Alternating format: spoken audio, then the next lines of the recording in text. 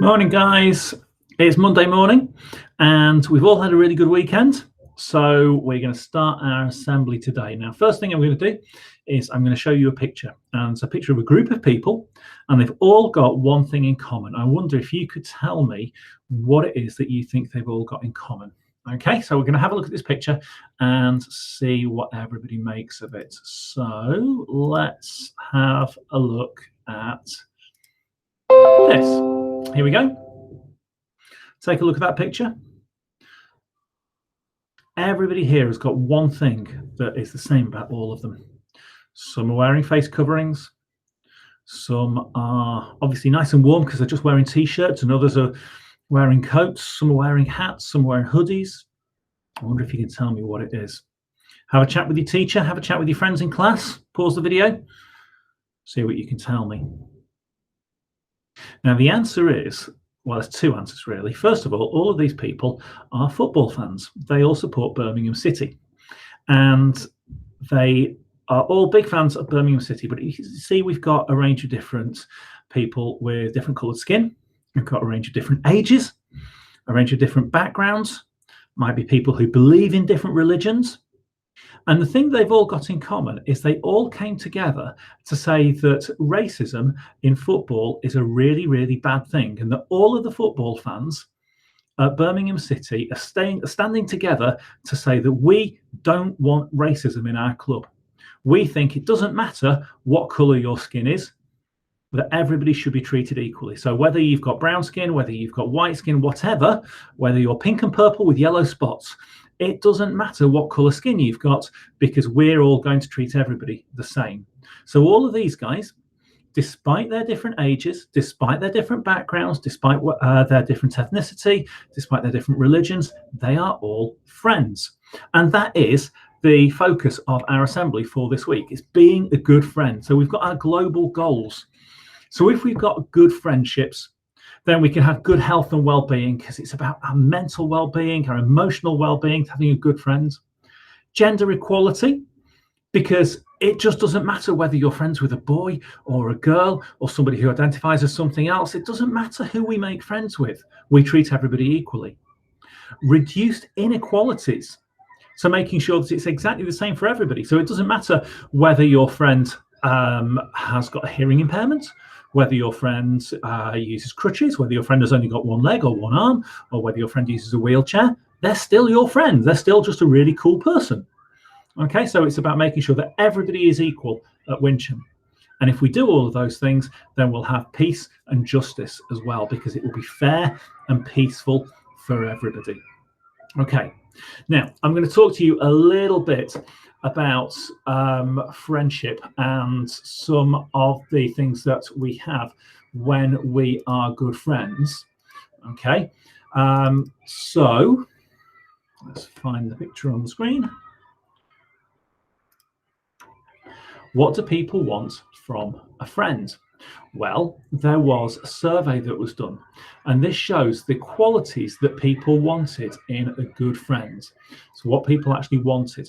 So the first one was loyalty. Most people wanted a friend who was loyal, who stuck by them and was always their friend. That was the bit that was really important, that that person was always their friend.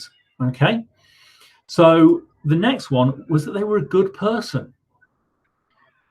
Then there was, will be there for you if there's a problem. Slightly less wanted that they like you, and even less still wanted fun to be with. But all of those things all together, all of these different things were really important. But this one, loyalty, that they always stuck by you, was the most important to people. So let's have a quick vote in class. Okay, you can put your hand up for one of these only. Okay, you could put your hand up for loyalty, or for being a good person, or for being there for you when things are bad, that they like you and that you're fun to be with. Okay, so your teacher is going to count up. So put your hand up if you want somebody who is loyal to you and is always your friend. Okay, put your hand up if you want your friend to be a good person, a kind, nice person.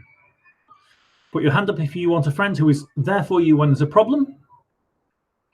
Put your hand up if you want a friend who likes you. And put your hand up finally if you want a friend that is fun to be with. And it's difficult, really, because we actually want all of those things in one person to be in our friends. So let's have a little bit of a think about friendship. And friends can be all sorts of different people and different types of friends as well. When you go on holiday, you might make friends with somebody and you might never see them again. You might have swimming lessons and you say that the people who are there at your swimming lesson are your friends, even though you only see them for 30 minutes once a week. Friends at school are friends as well, but you've got really, really good friends, and then you've got friends who you don't see very often at all. I bumped into somebody on Thursday last week who's a friend, but I hadn't seen him for nearly 2 years. But we still managed to have a chat.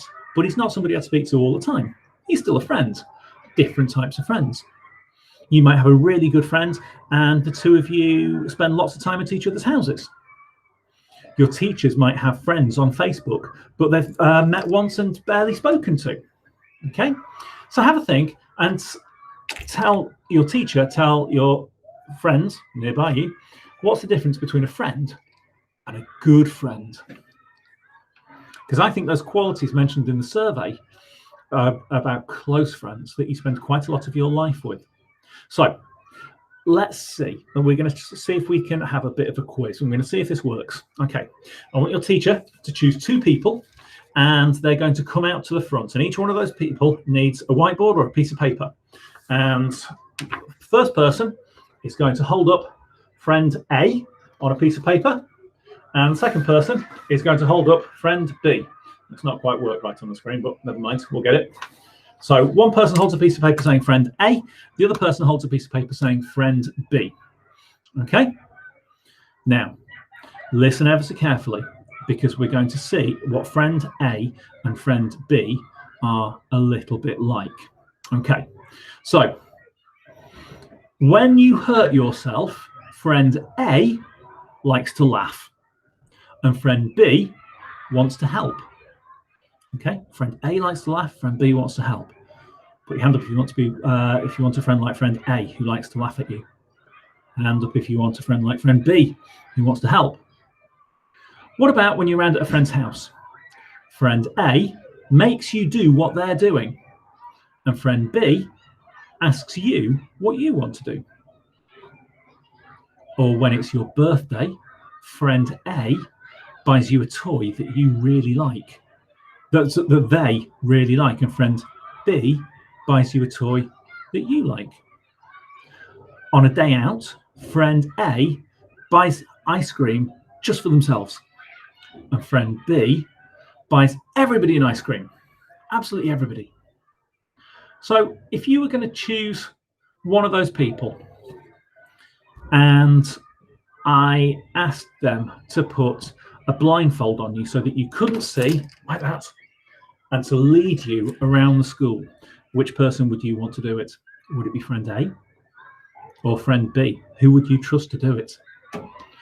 Now, I think I'd rather have friend B, the kind person who thinks about me, who asks me what I want to do, and who I can trust to treat me in the right way if I hurt myself. So what about you?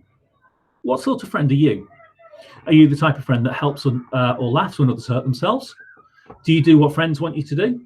Or do they always have to do what you want to do? And at birthdays, do you buy your friends what you want or what they want?